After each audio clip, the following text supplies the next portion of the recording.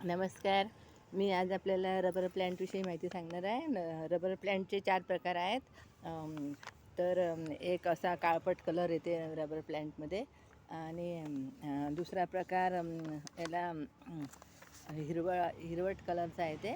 त्याच्यात शेड असते थोडी. बरगुंडी, रोबुस्टा, ग्रीन, टेनिका, पिंक आणि रुबी रेड अशा प्रकारे 4 प्रकार आहेत रबर प्लांटचे. आणि रबर प्लांट साठी चांगली वेल्ड्रेन मातीत लावावं लागते रबर प्लांट. आणि कटिंगपासून याचे अनेक रोपं तयार करता येतात. सुरुवातीला याची वाढ दिसत नाही लावल्यावर, पण नंतर हे चांगल्या प्रकारे वाढते. आणि याचे असे हे पानं आपलं कापड घेऊन असं पुसून काढायचे. पुसल्यामुळे याला छान शायनिंग येते.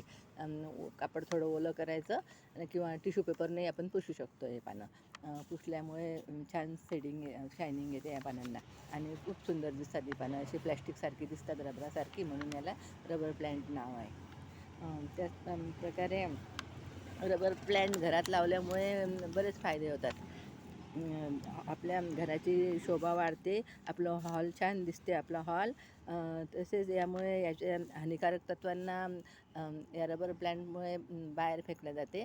म्हणजेच घरातली निगेटिव्हिटी जाते आणि सकारात्मकता वाढते आपल्या घरातली. आणि त्याशिवाय आपलं घरातील हवा शुद्ध आणि स्वच्छ राहण्यास मदत होते. आणि वास्तूनुसार हे दक्षिण पूर्व दिशेला झाड लावणे योग्य असते. आणि याची कटिंगही करणं आवश्यक आहे. कटिंग केल्यामुळे काय होते, आपल्याला कटिंगमुळे आपण अनेक रोपं बनवू शकतो. आता हे माझं झाड अगदी 2-3 वर्षापासून आणलं होतं मी नर्सरीतून, पण असं हे खूप 2 फूट उंच वाढलं होतं. पण मग याची मी कटिंग केली आणि कटिंग केल्यामुळे याला आपण पाहू शकता तशा नवीन फांद्या आल्या.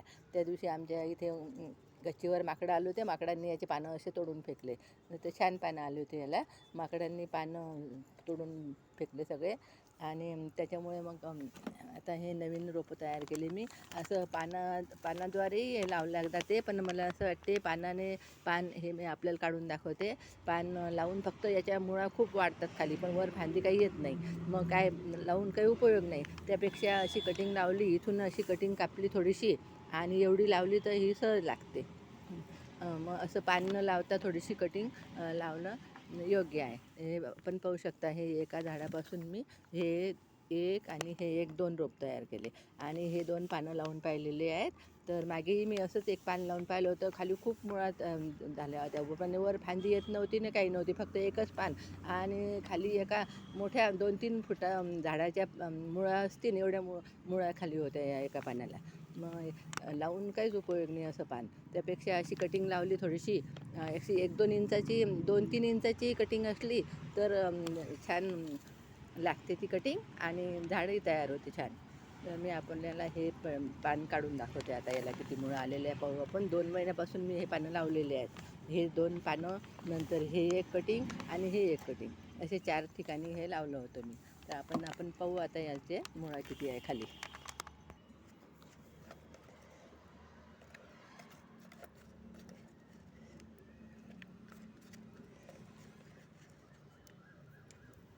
रबर प्लांटला जास्त पाण्याची आवश्यकता नसते.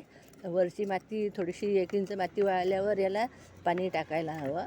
आता या या या कुंडीत मी 2-3 दिवसापासून पाणी नाही टाकलेलं आहे, तरी याला काही फरक नाही पडत. 2-3 दिवसांनी पाणी टाकलं तरी भरपूर होते.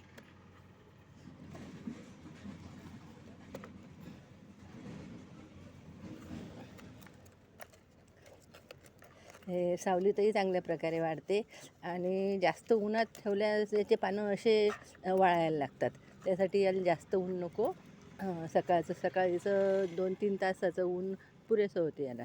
सकाळी 8-9 वाजेला उन्हात ठेवलं किंवा सकाळचं 2-3 तासाचं ऊन मिळेल अशा प्रकारे सूर्यप्रकाशात हे झाड ठेवल्यास याची वाढ चांगली होते. नंतर 12 नंतरचं किंवा 11 नंतरचं ऊन याला नको. तर उन्हामुळे याची पानं वाळतात. हे पहा, आता हे 2 महिन्यापासून लावलेलं आहे मी. तर हे पहा, ह्याला अशा मुळा आल्या. हे असं लागते. आता मागे म्हणजे बरंच 1 वर्षभर मी हे असं पान लावून ठेवलं होतं. तर खूप मुळा झाल्या होत्या खाली. अगदी 3-4 फूट मूळ वाढलेलं होतं याचं. पण वर या पानाला वर पान काही येत नव्हतं. असंच हे पान राहिलेलं होतं आणि खूप मुळा झाल्या होत्या. आता हे 2 महिन्यापासून लावलेलं आहे मी, त्याच्यामुळे इतक्या मुळा लागल्या याला. या प्रकारे पान लावून काही उपयोगाचं नाही. थोडी फांदी पाहिजे कटिंगची. आता हे पाहू आपण याला किती मुळं आलेली आहे.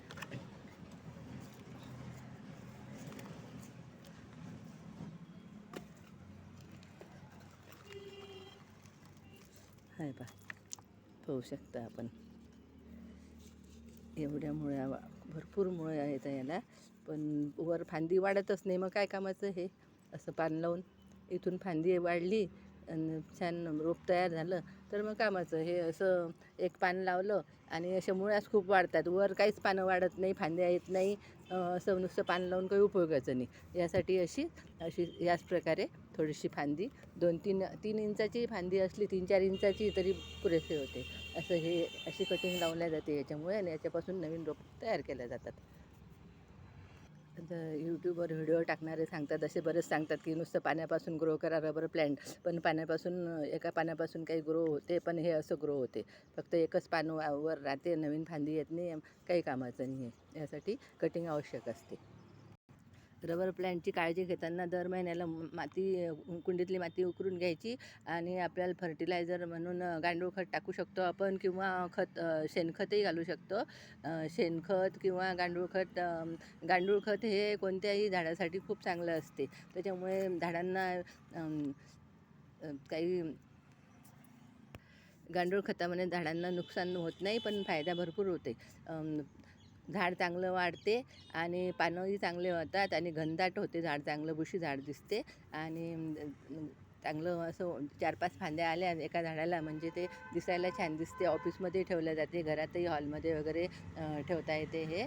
आणि पाण्यात लावू शकतो आपण, पण मी अजून पाण्यात लावून पाहिलेलं नाही आहे. मातीतच लावून पाहिलेलं आहे. 2-3 वेळा मी लावलेले आहेत हे असे पानं. 2 वेळा म्हणजे आता हे हे पाहू शकता आपण. हे एक ते एक नाही, मागच्या वर्षी एक लावलं होतं. खूप 1 वर्ष म्हणजे हे बरेच दिवस असं पान राहू शकते, फक्त पण ते वर वाढत नाही. तर अशा प्रकारे याची काळजी घेतली मनी प्लॅन्टची की रबर प्लॅन्टची की रबर प्लॅन्टची वाढ चांगली होते आणि आपण हे इनडोअर आणि आउटडोअर दोन्ही ठिकाणी ठेवू शकतो. फक्त आउटडोअर ठेवताना याची एक काळजी घेणं आवश्यक आहे. सकाळचं 2-3 तासाचं ऊन याला भरपूर होते. जास्त सूर्यप्रकाश 11-12 नंतरचा सूर्यप्रकाश याला नको. त्यामुळे पानं याचे वाळतात. व्हिडिओ आवडल्यास प्लीज लाईक, शेअर, सबस्क्राईब करा. धन्यवाद.